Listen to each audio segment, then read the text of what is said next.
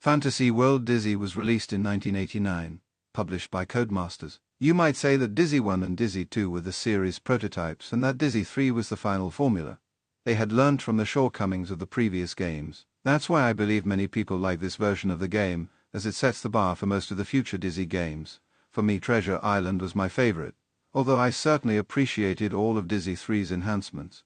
This game also introduces the Yoke Folk, the Dizzy family. We also return to having 3 lives, as opposed to Treasure Island Dizzy, but it isn't until Dizzy 4 where you get an additional life bar. Let's have a look at the quality of life improvements. Dialogue system.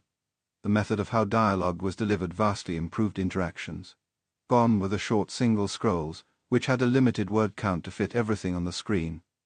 Now you have dynamic comic book style splash screen bubbles, allowing for greater dialogue between characters. Item management redesign.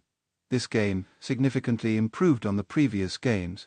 Now you could specifically choose the items you desired.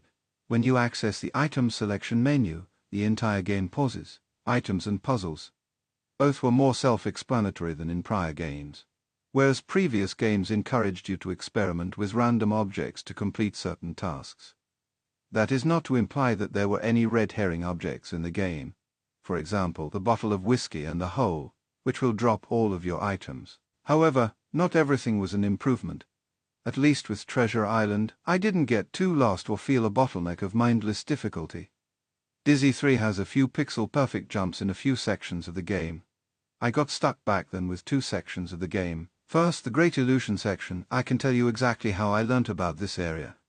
The kids in my playground were talking about this concealed portion of the game. I was informed the hidden portion was under the boxes, but every time I went to check I could not find it, and I believed it was another playground lie.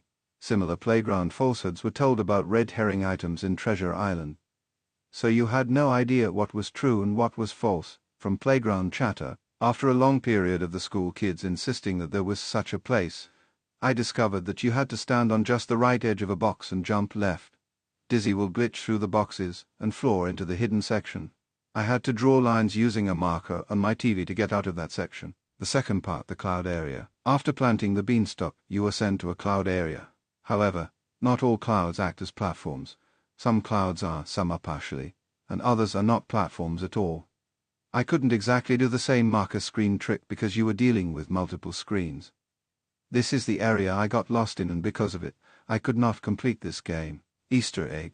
There is a painting in the castle. If you click on it, it will display the Treasure Island loading screen. I'm sure you've heard the words, "This is the way." But have you ever stopped to feel their weight? The Mandalorian is more than a story, it's a code. A creed about loyalty, found family, and the journey of redemption. So as we wrap up, remember, whether you're forging your own path or standing by those who matter most is the way. Hit subscribe, and let's explore the galaxy together.